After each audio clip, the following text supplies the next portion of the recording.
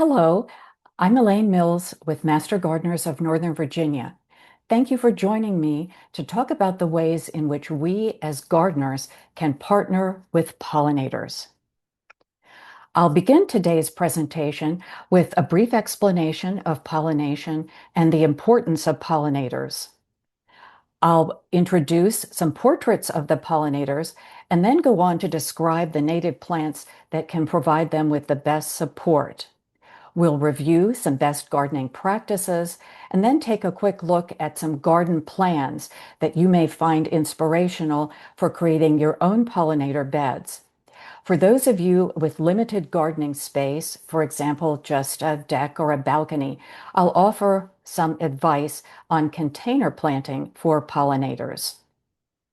We'll be covering quite a great deal of information, so I want to reassure you that there are many accompanying materials on the dedicated resource page for this presentation on the mgnv.org website. So this will reduce the chance that you'll need to take notes.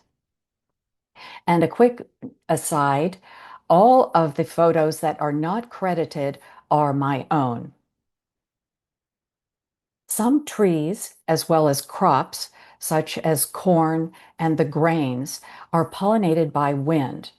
But for the purposes of today's discussion, pollination is the transfer of pollen from the anther, or the male part of a flower, by an insect to the stigma, or the female part of a flower, enabling fertilization and the production of seeds and fruit.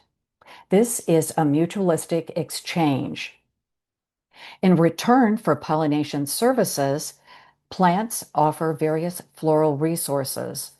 Nectar is offered as a carbohydrate energy source for adult pollinators, but it doesn't provide complete nutrition, so some of them may also consume pollen. This provides additional nutrients such as amino acids, vitamins, and minerals, which are especially important to female insects for their egg production. Pollen is also a critical source of both protein and fats for the development of young bees. Some flowers are nectarless, but they will offer large quantities of pollen. And some bees collect other floral resources, such as resin or oil, to line and waterproof their brood cells, those tiny individual segments of a nest in which the young bees will be developing. We can't overstate the importance of pollinators. As entomologist Doug Tellamy says, insects are the primary drivers of our ecosystems. If they go, we go. Pollinators pollinate 75% of flowering plants and 35% of our crops. The role of pollinators is especially critical for dioecious plant species. These are plants in which pollen must be carried from flowers on a male plant to flowers on a separate female plant to facilitate the production of seeds and fruit. Those seeds and fruit will then be consumed by various animals, particularly birds that we see in our gardens. Even large mammals, such as grizzly bears, count on fruit for 60% of their diet. And then these insects themselves are foundational to food webs when they are consumed by other animals. You'll be interested to learn as we go along that some pollinators can fill other beneficial ecosystem roles at different life stages. So let's take a look at our pollinators.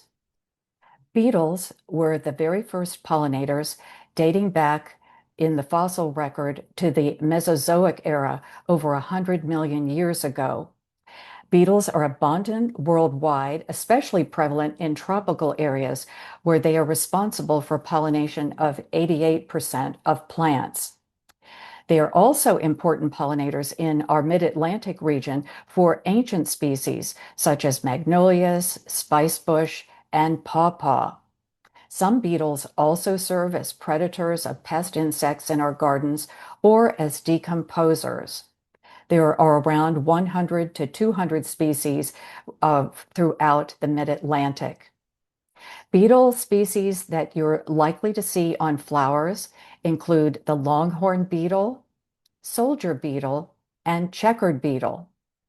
Other types of beetles, such as ground beetles, lady beetles, and fireflies, are considered incidental pollinators in that they may carry small amounts of pollen between plants while they're searching for prey. The cute alligator-like larval stage of lady beetles is especially voracious, consuming aphids and many other soft-bodied insects. And the glowworm stage of fireflies is responsible for predation on soil grubs. Beetles have a keen sense of smell and are drawn to flowers with a spicy, fruity, or fermented fragrance. They feed on both nectar and pollen, and they do it in a rather messy manner. They can, in fact, be destructive, eating reproductive flower parts, as you see in the photo on the right. Beetles are slow-moving, so they are less effective than other insect pollinators. They tend to prefer open, white, cream, or green-colored flowers, such as sweet bay magnolia, but they may be attracted to other colors if the flowers are sweet-smelling, like those of sweet shrub, or have a foul odor, such as those of skunk cabbage. Although they may be the poster children of pollinators, butterflies are the primary pollinators for only about 8% of plants. They seek nectar with a long tube-like tongue, referred to as a proboscis. And as they're standing on long legs, they tend to have reduced contact with flowers. Some pollen may adhere to their legs, maybe the proboscis and even the tips of their wings, and be carried to other flowers. And they're effective due to their high mobility. The eastern tiger swallowtail butterfly pictured here is the state butterfly of Virginia, Delaware, and Pennsylvania. Numbers of species range from 60 in Pennsylvania to 170 in Virginia, and they're divided into 5 main families. The skippers are so named because of their darting flight patterns. These are small, robust, and hairy insects with rather drab coloring. They have large eyes and antennae with hooked clubs. The whites and sulfurs are wide-ranging generalists, primarily white and yellow in color, and some of them will have bands and spots on their wings. The gossamer wings include coppers, hair streaks, and blues, such as the summer azure. These are tiny, thumbnail-sized insects, colorful with intricate markings on their wings, and they're noted for their very erratic flight patterns. The swallowtails are definitely the largest of the butterflies, some with wingspans to over 7 inches. They have very vibrant wing patterns with unique venation and particularly prominent tails on their hind wings, especially notable on the zebra swallowtail pictured on the lower right. Eastern tiger swallowtail has a black morph, a female variant that mimics the toxic pipevine swallowtail pictured on the upper left. The black swallowtail butterfly is the New Jersey state butterfly. The brushfoot family is by far the largest family, and many of the butterflies in this grouping are brightly colored.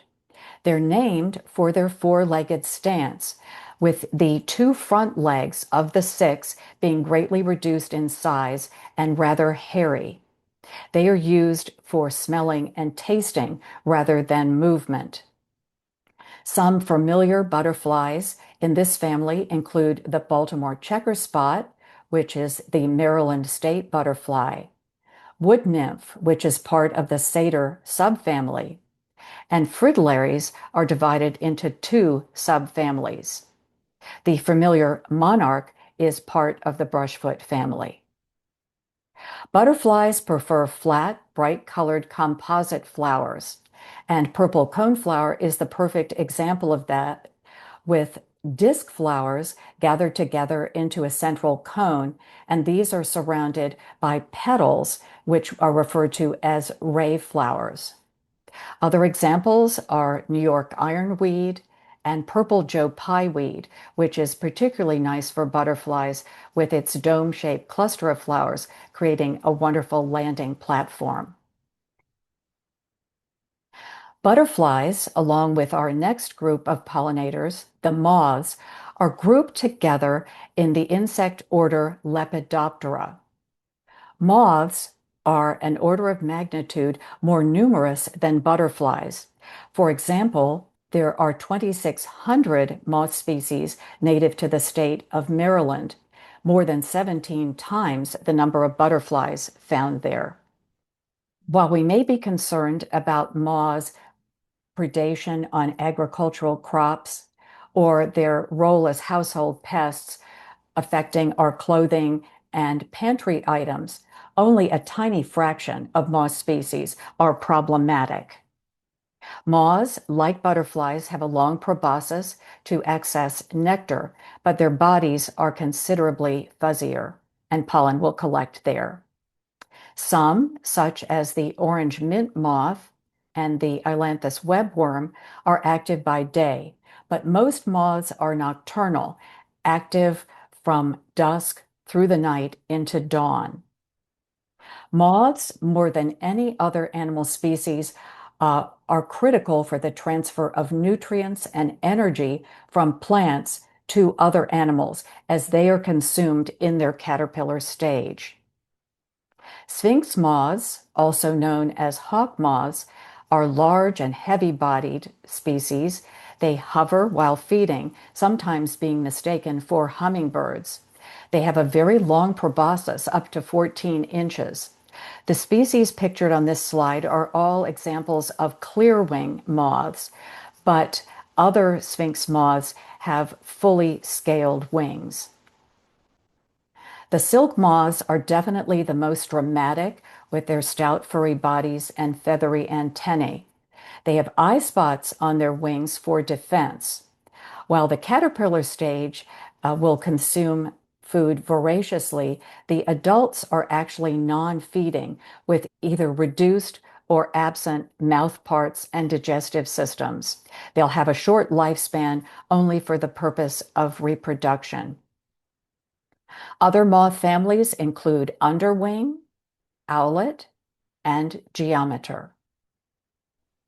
Moths prefer fragrant, often night-scented flowers that are either pale or white and tubular in form.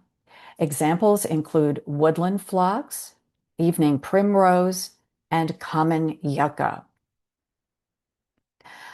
Important to note is that butterflies and moths have needs beyond nectar as they go through their four-stage life cycle. The caterpillar or larval stage between egg and pupa, that is the chrysalis form in butterflies and the cocoon form in moths, relies on nourishment from what are referred to as larval host plants. These are native plant species that have evolved to have a special relationship with these insects. The insects are able to overcome the chemicals that are sent into the foliage of the plants and feed on them. This feeding is in ecological balance. As entomologist Doug Tallamy says, if we take 10 steps away from these larval host plants, we won't see evidence of the feeding. Therefore, both nectar plants and larval host plants are necessary to support the full life cycle of our Lepidoptera.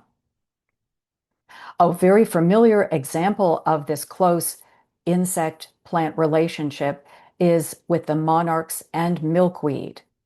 While adults can nectar on many plants, the caterpillars can only feed on milkweeds, such as these examples native to the mid-Atlantic. There are many other examples of insect and plant relationships, and we'll be talking about those as we move on to discuss the plants. Here are some of the resources I found helpful on butterflies and moths, and I particularly call to your attention a recorded presentation on our website by my colleague, Alyssa Ford Morell, welcoming beautiful butterflies, moths, and skippers. Moving along to our next group of pollinators, we come to the wasps. These are evolutionary ancestors of bees, but less efficient. They're not fuzzy and they don't intentionally collect pollen. Adults visit flowers for nectar and pollen for energy, but they are predatory and they will feed their young other insects or spiders. Parasitoid species of wasps control pest insects that damage our garden plants. There are around 1,200 species native to the mid-Atlantic. Paper wasps, yellow jackets, and hornets are considered to be social wasps. They live in organized colonies with overlapping generations and nest either in the ground or in special structures, such as those pictured in the center of the slide. These insects will sting to defend their colony. Other wasps are described as solitary. That means that single females will hunt for food, build their own nests, either in the stems or ground, and lay eggs. Because they don't need to defend a colony, they are docile and rarely sting. Examples include mason wasps, the thread-waisted wasp, sand wasp, and potter wasp, which is notable for its freestanding jug-shaped mud nests. Another group of wasps is the parasitoid wasps. These have beneficial larvae that feed either on or inside other insects. These include the ichneumon wasps, braconids, and chalcid wasps. One species of braconid wasp is familiar to many vegetable gardeners when their rice-like wasp cocoons appear feeding on the tobacco hornworm. Wasps prefer white or yellow flowers with shallow corollas. Good examples are common boneset, Virgin's bower vine, and rattlesnake master. There are some excellent resources on wasps, including a wonderful book by Heather Holm and excellent website resources that she has created, which include wasp fact sheets and lists of plants for different regions, including the mid-Atlantic. Flies are the second most efficient pollinators. Some pollen will collect on their bristled head and bodies while they're feeding. They are especially efficient because of their high mobility and their ability to fly in adverse weather conditions. The adults eat nectar and or pollen, and their young either control pests or consume decaying organic matter. There are anywhere from 3,000 to 5,000 species documented in the mid-Atlantic. The first group we'll consider are the syrphid flies, also known as flower flies or hover flies. They get the last name because they hover while flying, but they will need to land in order to feed. As you can see from the species pictured here, they often mimic bees and wasps. They will tend to emerge late in the period April to June along with the aphids. Their larvae will prey on aphids, and some are detritivores, consuming either dead or dying animals or plants and returning that material, that organic material, to the soil. Another type of fly is the bee fly, a very stout-bodied and hairy insect that hovers while feeding. It has a very rigid mouth part. Taconid flies somewhat resemble house flies, and their larvae also control pest populations.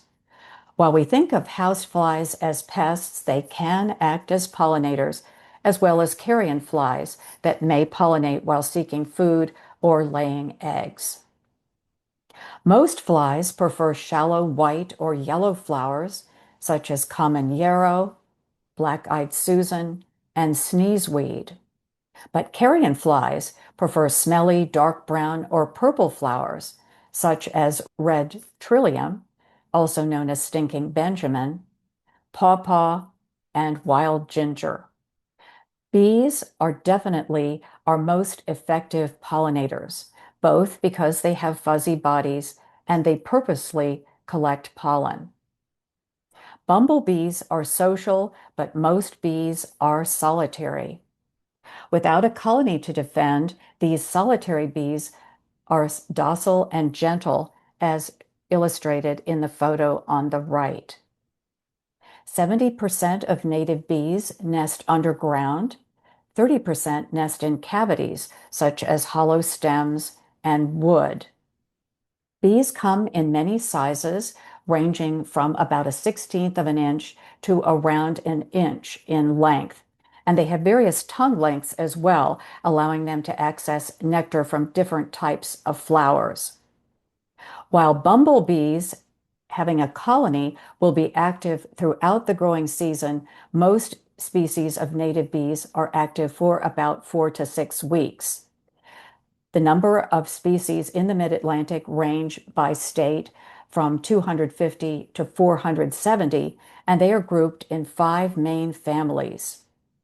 As a quick note, honeybees, despite their role in agriculture and also being named as the state pollinator in Virginia, are not native bees, and so they're not part of our discussion today. Bees in the Apidae family are the largest, measuring about an inch. Bumblebees, as I mentioned, are social, and they usually nest below ground. Overwintering queens emerge from February to April, and then workers will be active from that time on into the summer. Newly mated queens will need to forage late before they take their turn at overwintering. Carpenter bees are sometimes mistaken for bumblebees, but they have shiny, hairless black abdomens. Overwintering females will mate from April to May and then excavate galleries in wood for their nests. This new generation will then be active from the period summer to fall. Mason bees and leafcutter bees are in the Megachilidae family. Mason bees are the first of the solitary bees to emerge, and species such as the blue orchard bee are very efficient pollinators of fruit trees from April to June. They are cavity nesters with mud partitions between the individual sections of a nest. Leafcutter bees emerge in the midsummer months, and they're noted for making circular cutouts in leaves. They use these to build cylindrical cells, rather like cigars, that are inserted into hollow stems or cavities. And if you see shapes like these on your leaves, you'll know that you are supporting the leafcutter bees. Mining bees in the Adrenidae family are vital spring pollinators, small to medium in size. These are ground nesters in bare soil. Cellophane bees in the Coletidae family mostly emerge from early to mid-spring. They're also small to medium in size, and they tunnel in sandy soil with a waterproof lining, leading to their common name. Sweat bees in the Halictidae family are active through the summer. Many are quite small, even less than 1/4 of an inch, and they're often metallic in appearance.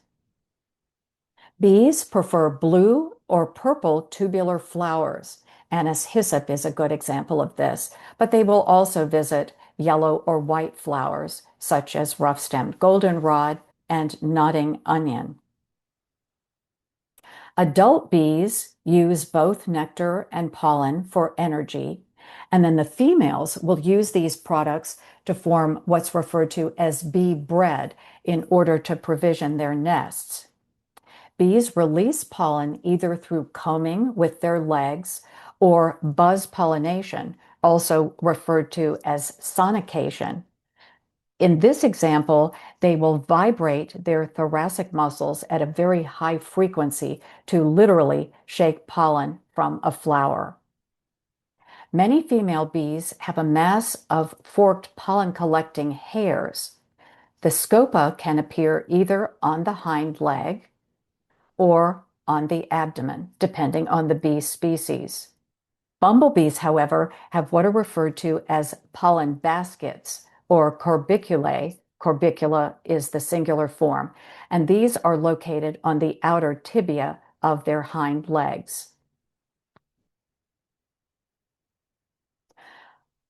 25 to 30% of native bees in the mid-Atlantic are referred to as pollen specialists or oligolectic bees. Most of these are mining bee species.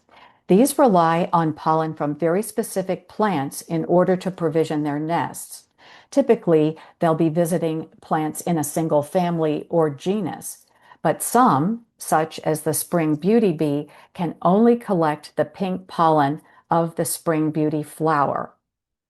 Foraging for just one type of pollen can be efficient, but there can be problems when there is a mismatch in the emergence of the bee and its needed flowers. This will result in the bees not being able to provision their nests and the flowers not being pollinated.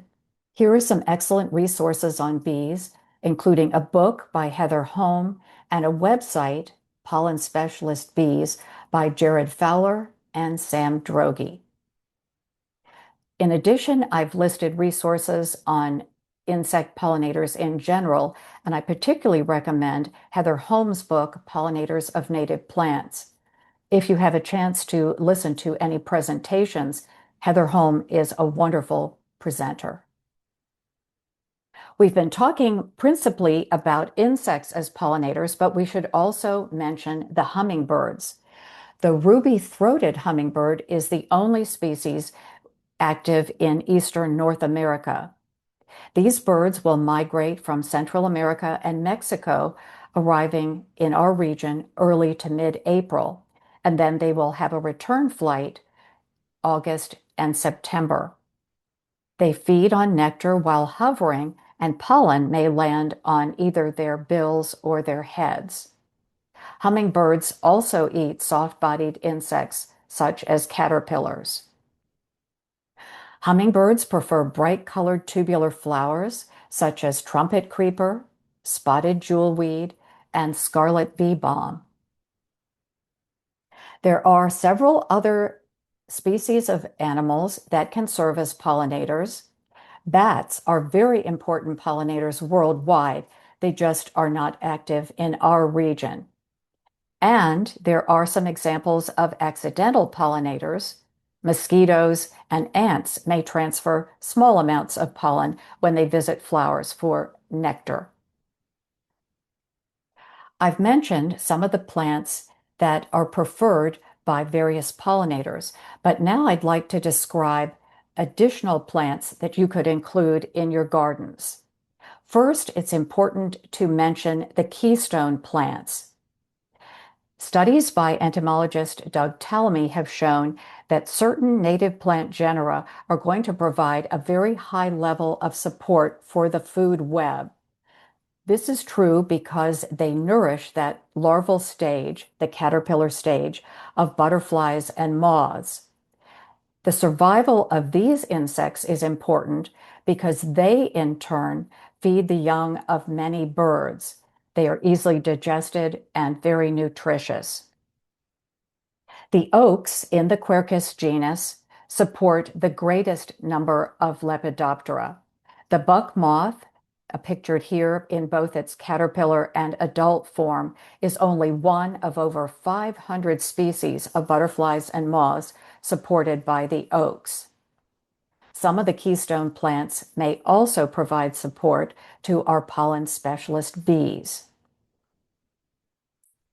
Doug Tallamy's landmark book, Bringing Nature Home, was the original source of the list on keystone plants. He described 20 genera of woody plants and 20 genera of perennials or herbaceous plants.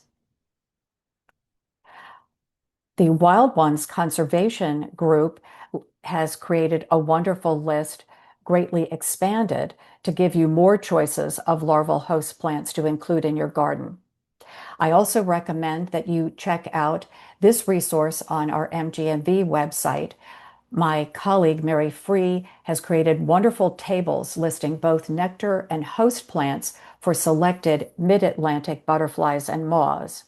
And you may also want to take a look at this recorded presentation I've given earlier on keystone plants that are particularly well suited to home landscapes. On the resource page for this presentation on the Master Gardener's website, you'll find links to our tried and true fact sheets that will give you greatly increased information on the characteristics of the plants and their care. Many of them are accompanied by videos of the pollinators in action, and these are noted with this little movie camera symbol. Larval host plants on this list will be marked with a caterpillar, and plants for specialist bees will be marked with a bee. And then the number of species supported will be added in parentheses. Another good source of information on our Master Gardener's website is this Best Bets fact sheet, giving information on attracting pollinators. It's important to include plants throughout the growing season, and if possible, to include them as early as March to April. Some good examples of these plants are our early spring ephemerals.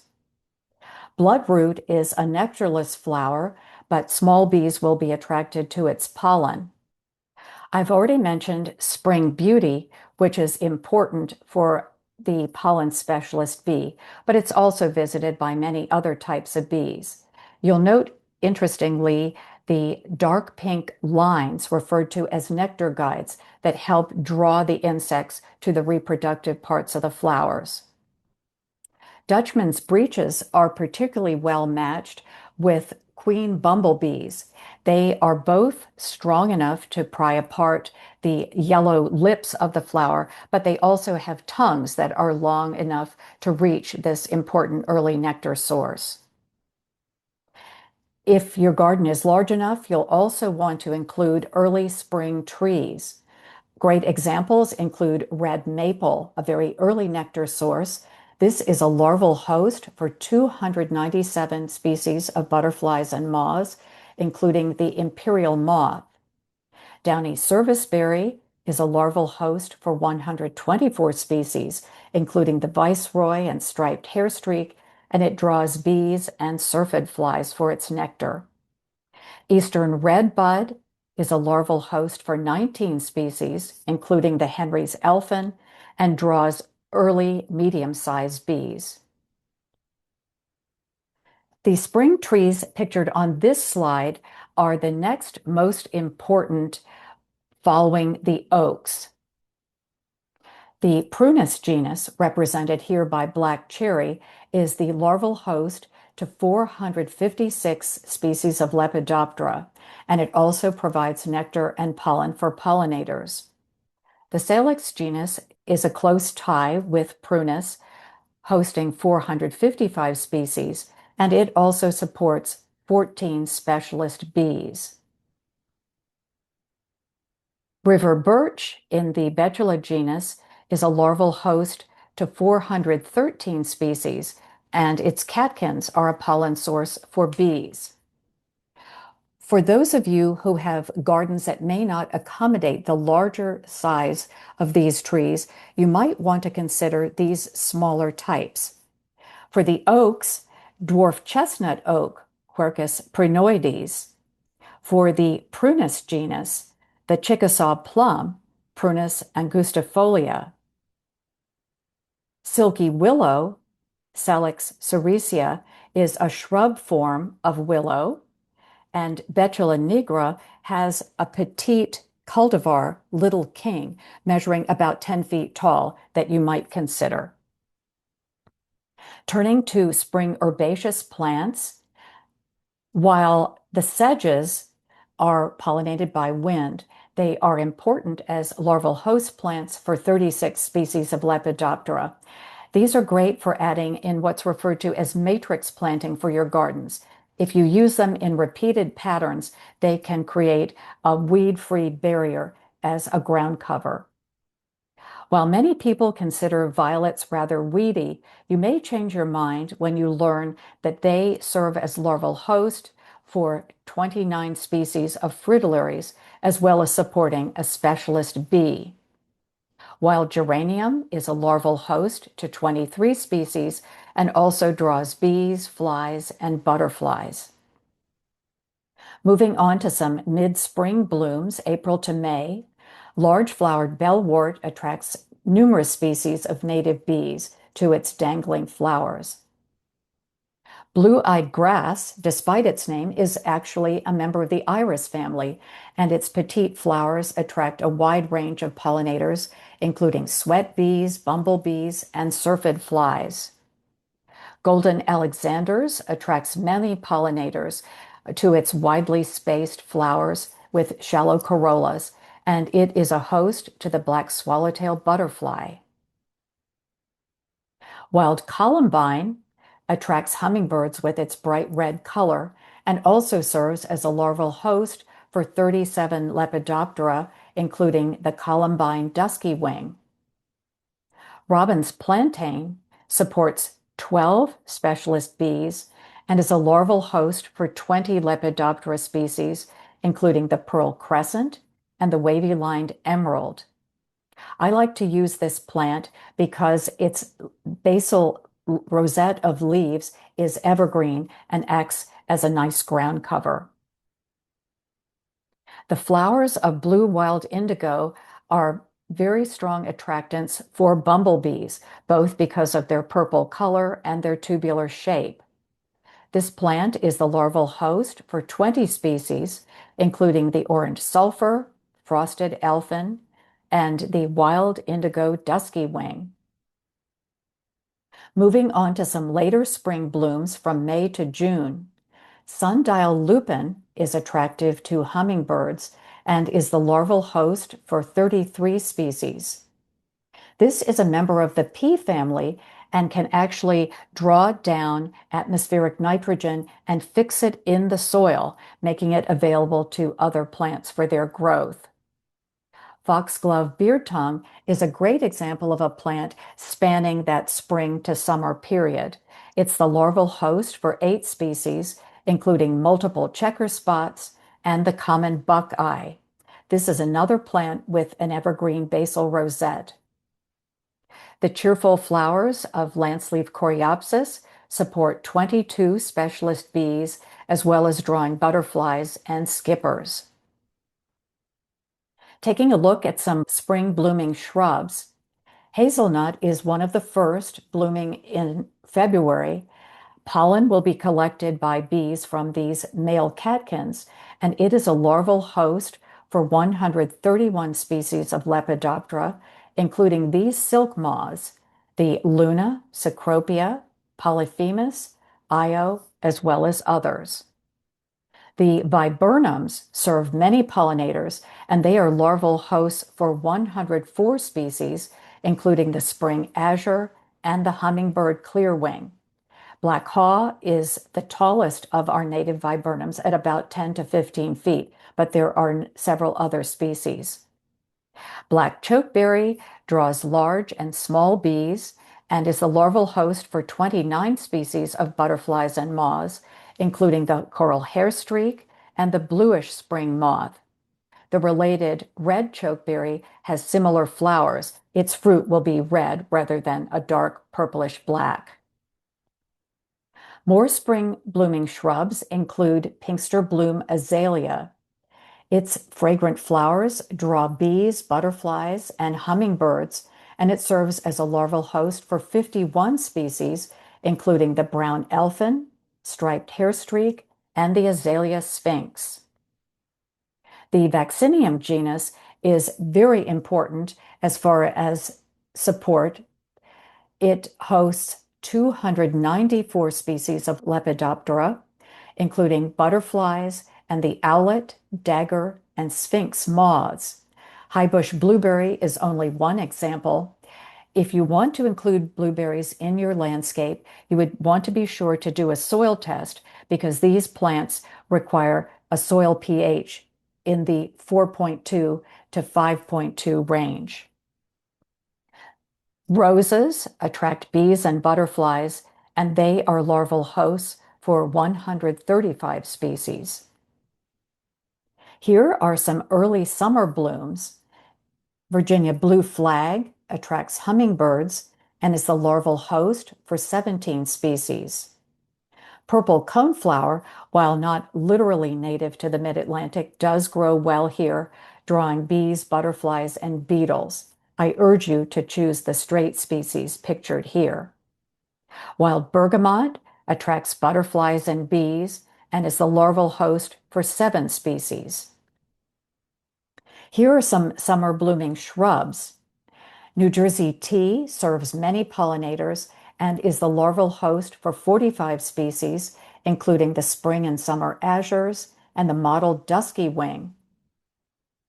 Buttonbush attracts bees, butterflies, and hummers to its satellite-shaped flowers and is the larval host for 19 species, including the sphinx moths and the beautiful wood nymph.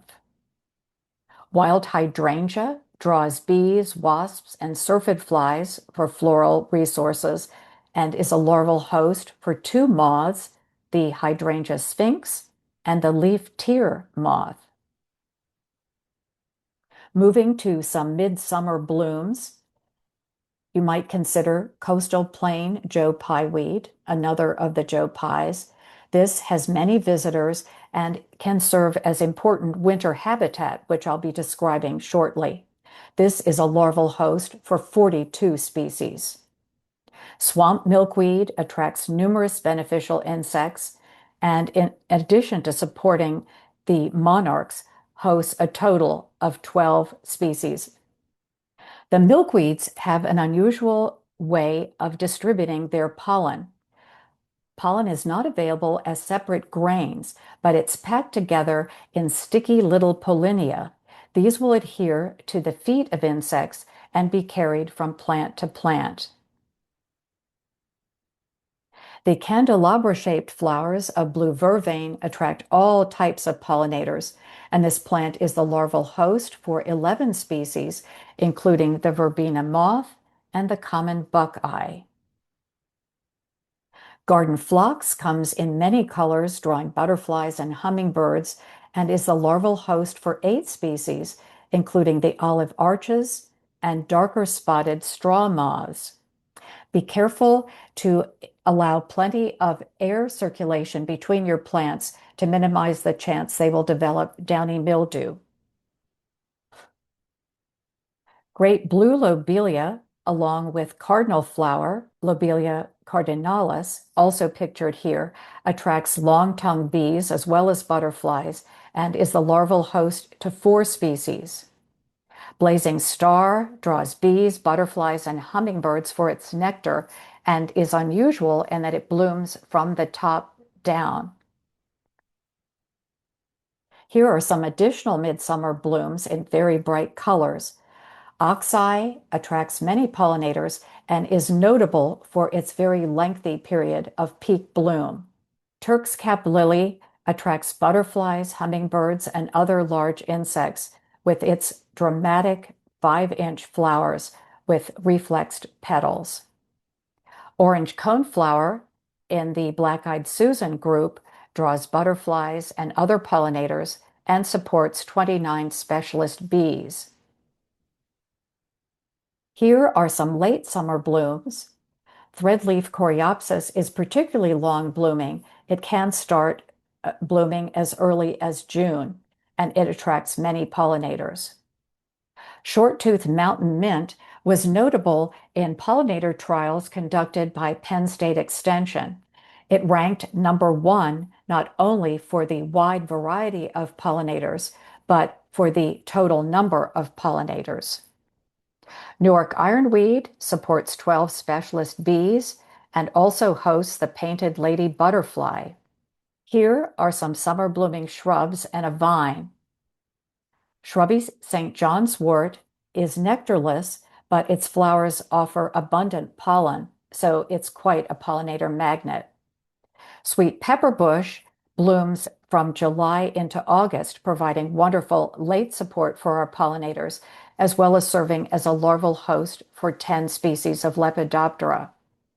And the trumpet honeysuckle vine attracts hummingbirds as well as others and is a larval host to 37 species, including the spring azure and the Baltimore checker spot. Now we come to the top genera of fall herbaceous plants that will carry the pollinators through the period September to November. At the top are the goldenrods in the Solidago genus. They serve as the larval hosts for 115 species and support 42 pollen specialists. One of my favorites is blue-stemmed goldenrod, both because of its smaller size, its less aggressive habit, and the fact that it can grow in dry shade. The asters rank second as larval hosts for 112 species, and they support 33 pollen specialist bees. One of my favorite asters is aromatic aster, both because of its denser, shrubbier form, meaning that I don't have to cut it back as I might for some of the leggier aster species. It also can bloom as late as mid-November. The Helianthus genus serves as larval host for 73 species of butterflies and moths and supports the greatest number of pollen specialists. Woodland sunflower is attractive in the dry shade along a woodland edge. Some other fall blooms include wingstem. It has very unusual flowers with rather a pincushion central shape. This plant supports 17 specialist bees and is a larval host for summer azure. It tends to spread, so it would be best included in a large landscape. Field thistle may be considered somewhat prickly for consideration in our home gardens, but it does support 15 specialist bees as well as other pollinators, and it provides both seeds and thistledown to line the nests of goldfinches. Little bluestem was the only species of grass listed by Doug Tellamy, but other native species can also serve as hosts for skippers and satyrs, as well as providing overwintering habitat. As we're talking about plants, I'd like to introduce the concept of soft landings landscaping beneath trees. This is an idea that was introduced by Heather Holm, who points out that caterpillars are going to feed on the foliage of keystone trees and shrubs. Then many of them will drop down and spend the pupal stage either on or actually under the ground beneath those plants. If we replace our turf with diverse native plantings, these will provide shelter and habitat and protect the insects from either our footsteps or mowing. These plants can also support overwintering fireflies, bees, and lacewings, as well as providing food and shelter for other wildlife. Izell Native Plants has a wonderful blog post that describes this kind of landscaping, and they have a very helpful chart, which I will show you here.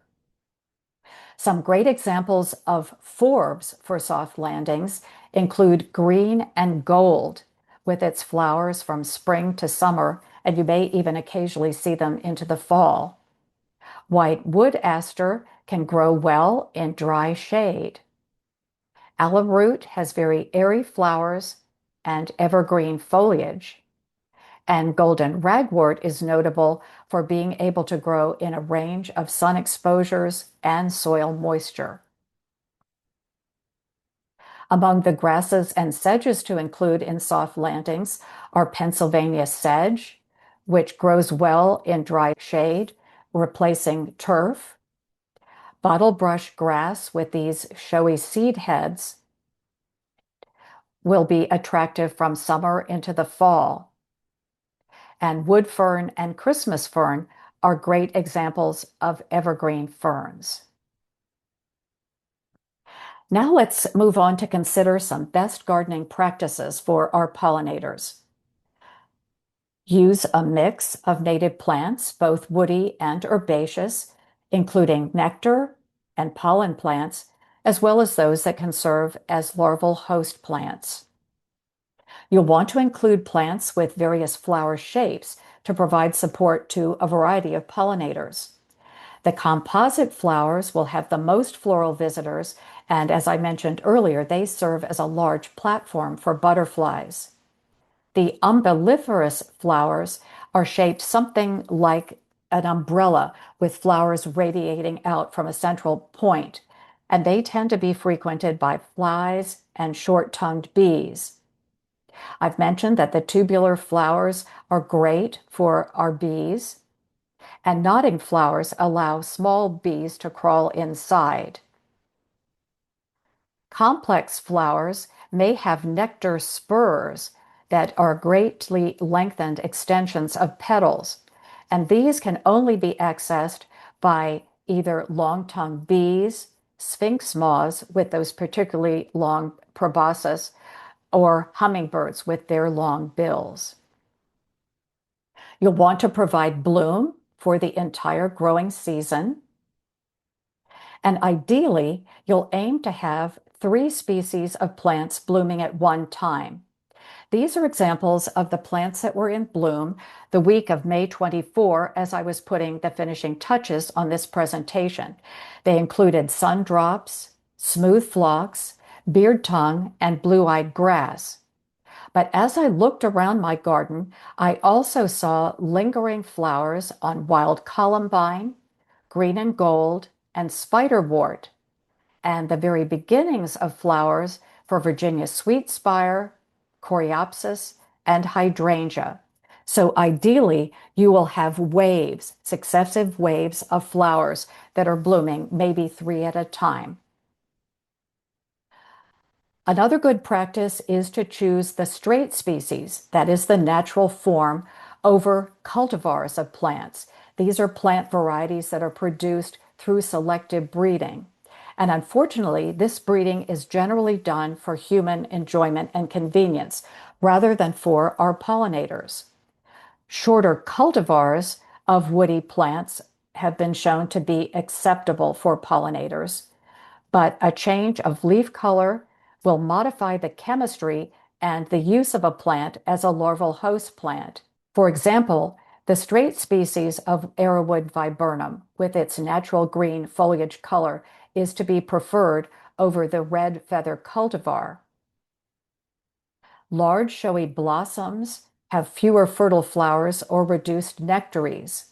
You'll want to choose the native species of wild hydrangea, with all of the reproductive parts shown, over an example such as the Annabelle cultivar, which, while pretty for us, has very few fertile flowers.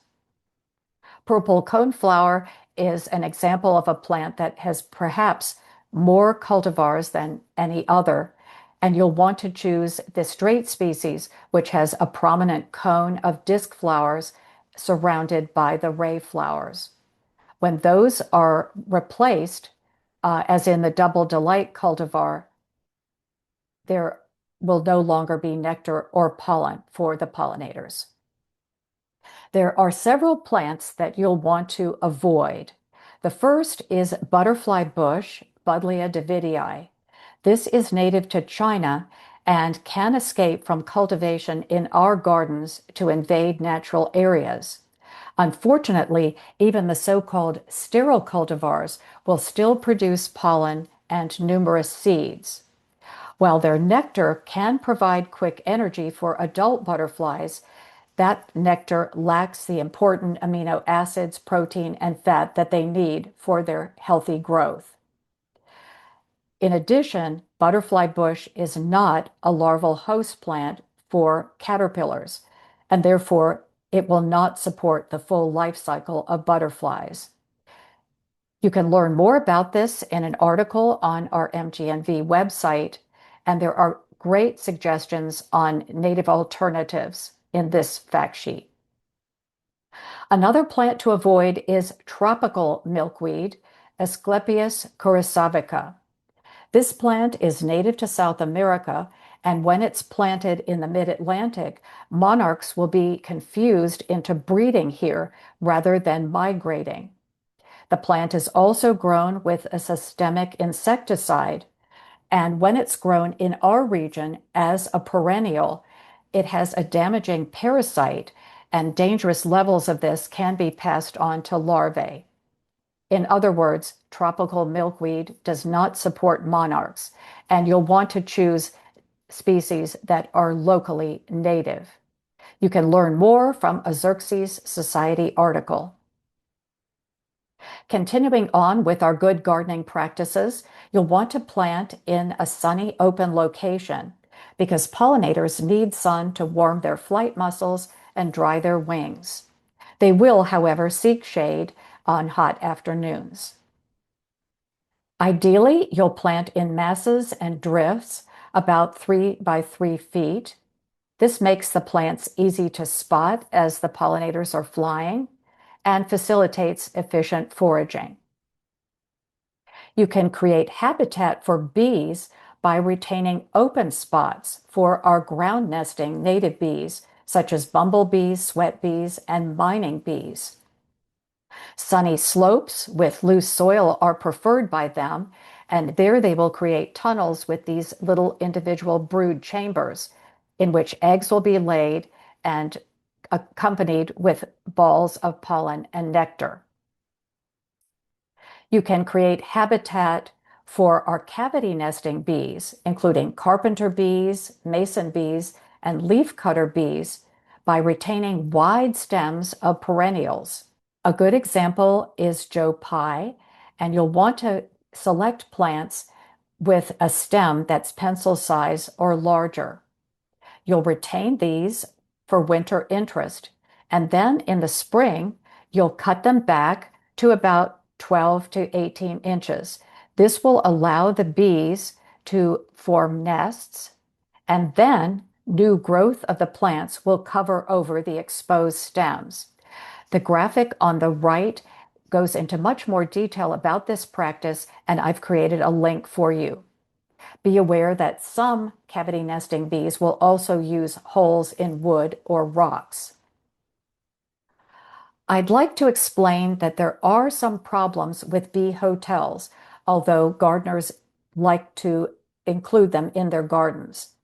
First of all, the grouping of bees all together in one location will tend to attract predators such as wasps, mice, and birds, or parasites such as cuckoo bees, which will insert their larvae in place of the developing larvae of other native bees. Additionally, mold and harmful bacteria can be an issue. If you want to try using bee hotels, make sure to place them in a secure location over 3 feet above the ground. Place them for morning sun exposure and be sure to have mud and native plants nearby. You can cover these hotels with a screen across the front to reduce predation. And most important, you'll need to keep these hotels clean. And I refer you to an excellent article for which I've provided a link. Other great gardening practices include retaining leaves, snags, and logs, which are overwintering sites for pupae or nesting sites for bees. And ideally, you will delay spring cleanup until the insects emerge. We tend to think of a week of days in a row of around 50 degrees as the time that you might consider starting spring cleanup. But be aware that some insects may continue to emerge even into June. You'll want to provide fluids for pollinators in containers with shallow water and safe landing spots. And you can also create puddling areas with salt and minerals for our Lepidoptera. Over 70% of moths and butterflies are active from the period dusk to dawn. So it's important to use shielded downward-facing lights with yellow or amber-colored LED bulbs to reduce light pollution to protect them. You should also avoid pesticides by buying from a reputable nursery that doesn't use systemic insecticides. And around your home, eliminate chemicals to control insect pests, including mosquito spray, because these will affect beneficial insects as well as those that you wish to target. Now let's take a quick look at some garden plans. At our Glencarlin demonstration garden, we created a pollinator bed 8 feet wide by 12 feet long. It includes a lovely trellis for several native vines, a raised bed, and containers to control spreading plants in the mint family. On our website, you'll see a detailed plan, photos, and descriptions of the plants, as well as a bloom chart. Another garden plan you might want to consider is a plan that I was asked to create for another of our gardens, the small space demonstration garden. This particular bed was only 18 inches wide, although it was 20 feet long. I included trumpet honeysuckle on a fence along the back, and then had many perennials, including a grass, to bloom through the seasons. Here's a pollinator garden plan from the Plant Nova Natives website here in Northern Virginia. I'm showing this to you to illustrate how you can use different types of plants. First, you can have structural plants, the shrubs. You can include plants for spring, early summer, and on into the later summer and fall, as well as grasses and a high percentage of ground cover plants. When you go to the Plant Nova Natives website, you won't see all these thumbnail additions. So I've created a special table on our website to show you the names of these plants and the roles that they fill in this particular garden plan. Howard County, Maryland has 6 wonderful designs for sun, shade, wet, and dry, and I'm picturing the shade garden for pollinators so that those of you who garden in the shade can refer to that. The National Pollinator Pathway suggests creating a pollinator garden as a hedgerow in a sunny location. This will not only benefit the pollinators, but the birds, creating nesting and hiding places for them and providing fruit and seeds. There are 3 additional sources of pollinator garden plans: the Grow Native website, the Pollinator Partnership website, and a USDA resource. Be aware that these may include plants that are native outside the Mid-Atlantic region. Just check to make sure that they all match our region and substitute other species where necessary. And finally, some tips for gardeners who have limited gardening space. Be aware that you can use a wide range of plants, herbaceous plants, ferns, grasses, sedges, even small shrubs and vines, as long as your container matches the size of the plant. You'll want to be using perennial plants as opposed to the annuals that we generally think of, especially for summer bloom in our gardens. You'll want to select plants that have attractive foliage as well as attractive flowers, because the bloom period will only last for weeks or months. For a sunny location, you would want to choose plants native to prairies and open fields, such as grasses, asters, goldenrods, and sunflowers. For a shady location, you would choose woodland natives growing in dappled shade, such as wildflowers, ferns, sedges, and heucheras. You can create solo pots for specimen plants or spreading plants, and you can create larger combination pots following the familiar planting formula: thriller, filler, and spiller. Here are 2 sources of additional information to help you with container gardening. The first is the Homegrown National Park website. You can enter your zip code and indicate that you're looking for container-friendly plants.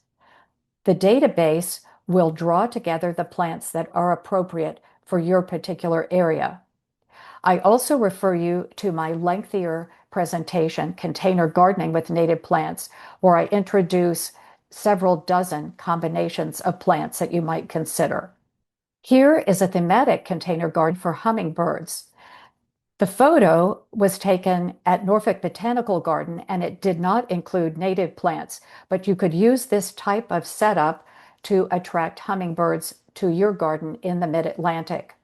On the trellis, you could include trumpet honeysuckle, and in containers, you could include wild columbine, Indian pink, scarlet bee balm, Turk's cap lily, cardinal flower to take you through the growing season. And I also refer you to this resource, Creating Inviting Habitats, which has more detailed information on supporting hummingbirds. And finally, many gardeners are eager to find sources of native plants. Here in Northern Virginia, I refer you to the Plant Nova Native site, which includes not only lists of year-round native-only sellers, but also lists seasonal plant sales. For those visiting from other areas in Virginia, you can go to either the Plant Virginia Natives site or the Virginia Native Plant Society.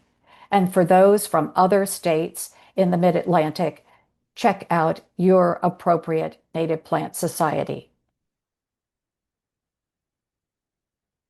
Thank you so much for joining me for today's presentation, and I wish you happy gardening as you put into practice some of what we've been talking about to partner with pollinators.